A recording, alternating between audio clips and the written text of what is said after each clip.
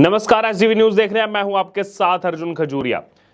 G20 शिखर सम्मेलन की शुरुआत हो चुकी है, जहां अगर बात की जाए तो तमाम देशों के राष्ट्रीय अध्यक्ष जो है, डेलीगेट्स जो हैं, वो भारत मंडपम पहुंच चुके हैं। अमेरिकी राष्ट्रपति जो बाइडेन भी पहुंच चुके हैं और इसी बीच यहां पर कुछ ऐसे मूवमेंट्स देखने को मिल रहे हैं इस G20 शिखर सम्मेलन से, जो कहीं ना कहीं INDIA विपक्षी गठबंधन के उन नेताओं पर करारा तमाचा जो है यहां पर लगाया जा रहा है, जो सनातन धर्म को लेकर के पिछले कुछ दिनों से लगातार जहर उगलने का काम कर रहे हैं। सबसे पहले तो जो तस्वीर इस समय सोशल मीडिया पर सबसे ज्यादा वायरल हो रही है वो है प्रधानमंत्री नरेंद्र मोदी की, जब उस शिखर सम्मेलन में वो बैठे हुए हैं। और जैसे हर देश के राष्ट्रीय अध्यक्ष जब बैठते हैं तो उनके आगे जो है एक नेम प्लेट लगी होती है जिस पर उस देश का नाम लिखा होता है। प्रधानमंत्री नरेंद्र मोदी जहां बैठे हैं उसके आगे लिखा हुआ है भारत। जी हां, इंडिया नहीं, भारत लिखा हुआ है। और जैसा लगातार केंद्र सरकार कह रही है कि इंडिया दैट इज भारत, जो कॉन्स्टिट्यूशन हमें खुद इतने समय से जो है ये इजाजत देता है कि आप जो है इंडिया यूज कर सकते हैं, भारत यूज कर सकते हैं। और अब ये परिचालन में ज्यादा देखने को मिल रहा है कि भारत नाम जो है इस्तेमाल किया जा रहा है, prime minister of Bharat, president of Bharat, और सोशल मीडिया पर काफी तेजी से वायरल भी हो रहा है और लोगों की भी प्रतिक्रिया सामने आ रही है। इसी बीच हमने सुना कि किस प्रकार से सनातन धर्म पर उंगलियां उठाई जा रही हैं। ना ही केवल उंगलियां उठाई जा रही है बल्कि जहर उगलने का काम किया जा रहा है विपक्षी गठबंधन की तरफ से।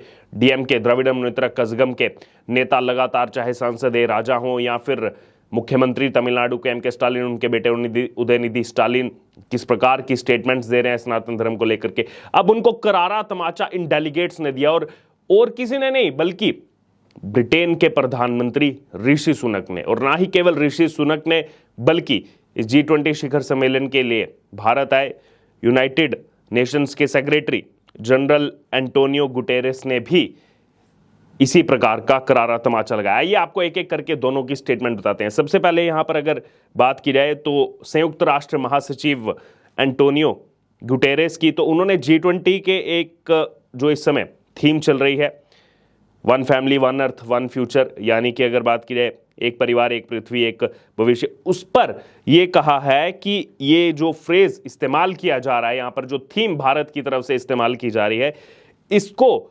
इंस्पायर किया गया है महाउपनिषद की तरफ से। आप सोचिए, जब बाहर के आने वाले यहां पर डेलीगेट्स वो यहां पर महाउपनिषद की बात कर रहे हैं और ये भी कह रहे हैं ये वाक्यांश जो है महाउपनिषद से प्रेरित है और आज की दुनिया में ना केवल एक कालातीत आदर्श के रूप में बल्कि हमारे समय के एक अभियोग के रूप में गहरी प्रतिध्वनि पाता है। इस तरीके की स्टेटमेंट्स इन डेलीगेट्स की तरफ से दी जा रही है। और ये किसने कहा? ये UN सेक्रेटरी ने कहा है।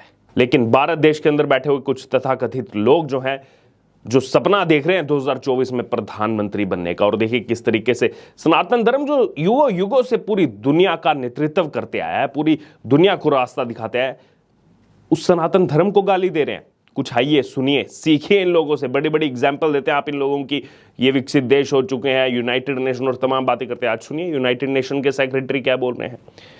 बहरहाल उन्होंने आगे कहा कि यदि हम वास्तव में एक वैश्विक परिवार हैं तो आज हम एक निष्क्रिय परिवार की तरह दिखते हैं। विभाजन बढ़ रहे हैं, तनाव बढ़ रहा है और विश्वास कम हो रहा है, जो मिलकर विखंडन और अतत टकराव की आशंका को बढ़ाता है। फिर आगे जलवायु पर भी उन्होंने तमाम चीजें कही। इसी बीच अगर यहाँ पर बात की जाए ब्रिटिश प्रधानमंत्री ऋषि सुनक की, ऋषि सुनक ने जो स्टेटमेंट दी है, कहीं ना कहीं जो हेटर्स हैं उनके लिए यहां पर यह सुनना चाहिए उनको कि ब्रिटिश प्रधानमंत्री क्या बोल रहे हैं। खास तौर पर जो सनातन धर्म को लगातार गाली दे रहे हैं उनको सुनना चाहिए ब्रिटिश प्रधानमंत्री ऋषि सुनक के उस वाक्य को, जब G20 शिखर सम्मेलन के लिए वो भारत आए और आकर के जो उन्होंने स्टेटमेंट दी। दरअसल भारत आने के बाद उन्होंने एक इंटरव्यू दिया है जिसमें उन्होंने खालिस्तान के मुद्दे पर भी बात की है, रूस यूक्रेन युद्ध में भारत का रुख, प्रधानमंत्री मोदी के साथ रिश्तों समेत तमाम मुद्दों पर अपनी जो है टिप्पणी दी है। इंटरव्यू के दौरान उन्होंने कहा कि वो एक प्राउड हिंदू हैं और भारत में रहने के दौरान वो यहाँ के मंदिर में दर्शन के लिए जाएंगे।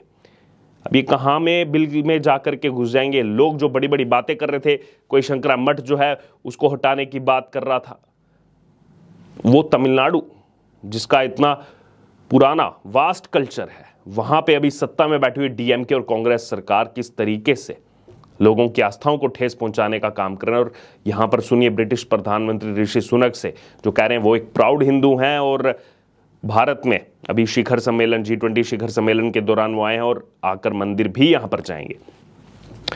ऋषि सुनक ने कहा कि हमेशा से जैसे हिंदू धर्म से अपने जुड़ाव पर वो बात करते रहे हैं और इस दौरान जब उन्होंने इंटरव्यू दिया तो उन्होंने कहा कि मुझे हिंदू होने पर गर्व है और मेरी परवरिश इसी तरह हुई है। उम्मीद है कि अपनी इस भारत यात्रा में मैं मंदिर भी जा पाऊँ। फिर आगे उन्होंने कहा कि हाल ही में मैंने मेरे बहन भाइयों ने जो है यहाँ पर रक्षाबंधन मनाया। अभी भी मेरे पास बहुत सारी राखियाँ हैं। हालांकि इस बार वक्त की कमी की वजह से मैं अच्छी तरह से जन्माष्टमी नहीं मना पाया, लेकिन मंदिर जाकर इसकी भरपाई ज़रूर कर सकता हूँ। तो देखिए, हम यूरोप की बात करते हैं। अभी राहुल गांधी यूरोप चले गए, G20 शिखर सम्मेलन चल रहा है, वहां जाकर के बड़ी बड़ी बातें कर रहे हैं, वहां जाकर भी वही कर रहे हैं जो इतने दिनों से करते आए हैं राहुल गांधी। लेकिन ब्रिटिश प्रधानमंत्री कैसे हिंदू कम्युनिटी से वो बिलोंग करते हैं और कैसे प्राउडली कह रहे हैं कि मेरा जुड़ाव है, रक्षाबंधन की बात कर रहे हैं, जन्माष्टमी की बात कर रहे हैं कि मैं अच्छे से नहीं मना पाया, लेकिन मंदिर जाकर के इस चीज़ की भरपाई मैं करूंगा। सनातन धर्म से वो उनका जुड़ाव नजर आ रहा है, वो उनकी रूट से जो है वो अभी तक नज़र आ रहे हैं कि कितना उसको वो रिस्पेक्ट करते हैं, उस कल्चर को कितना रिस्पेक्ट करते हैं। लेकिन कुछ लोग वोट बैंक की राजनीति के चलते भारत के अंदर, खासतौर पर ये विपक्षी गठबंधन के लोग, किस तरीके से गाली देने का काम करते हैं सनातन धर्म को। और कांग्रेस बैक करती है, फिर कहती है निजी राय है, व्यक्तिगत राय है, फ्रीडम ऑफ एक्सप्रेशन है।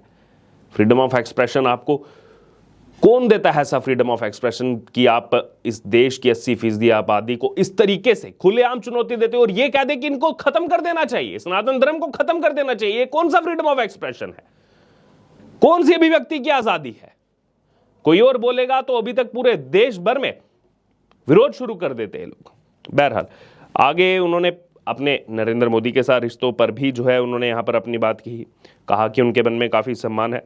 आगे उन्होंने कहा कि पीएम मोदी जो है व्यक्तिगत रूप से मुझे बहुत मानते हैं, हम दोनों मिलकर भारत और ब्रिटेन के बीच एक व्यापार समझौता करने के लिए बहुत कड़ी मेहनत कर रहे हैं, क्योंकि हम दोनों सोचते हैं कि ये दोनों देशों के लिए अच्छा सौदा होगा। हम दोनों ये सुनिश्चित करने में लगे हैं कि कैसे ये दोनों देशों के लिए लाभ का सौदा हो, और इस तरह के मंचों पर मैं ये सुनिश्चित करने जो है पीएम मोदी का साथ दूंगा कि G20 भारत के लिए एक बड़ी सफलता बने, और मैं जानता हूं कि ये होगा। एक तरफ ब्रिटिश प्रधानमंत्री कह रहे हैं G20 भारत के लिए बड़ी सफलता बने, मैं इसके लिए पीएम मोदी के साथ हूं। और दूसरी तरफ अगर आप अभी अकाउंट खोल करके देखेंगे विपक्षी पार्टियों का, वो लगे हुए हैं G20 के लिए भी कोसने के लिए। इस दौरान तो कम से कम संगठित हो जाइए, यहाँ पर तो कम से कम राजनीति मत कीजिए, यहाँ पर तो भारत की बात हो रही है। लेकिन इसमें भी ये लोग लगे हुए हैं किस तरीके से जो है यहाँ पर बदनाम किया जाए। बहरहाल ये जो स्टेटमेंट सामने आ रही हैं ब्रिटिश प्रधानमंत्री ऋषि सुनक की, उनके अलावा UN secretary general Antonio Guterres की, जो उन्होंने कहा यहाँ पर महाउपनिषद के लिए कहा, और रूट्स जो यहाँ पर ऋषि सुनक की जुड़ी हुई सनातन धर्म से, उसको लेकर के अपनी बात रखी। लेकिन इसी बीच देश में यहाँ पर माहौल बिगाड़ने वाले वोट बैंक की राजनीति के लिए कुछ ऐसे विपक्षी गठबंधन के नेता, उन पर कहीं ना कहीं करारा तमाचा लगाया है।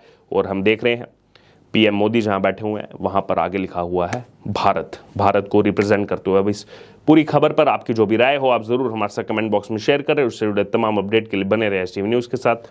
धन्यवाद।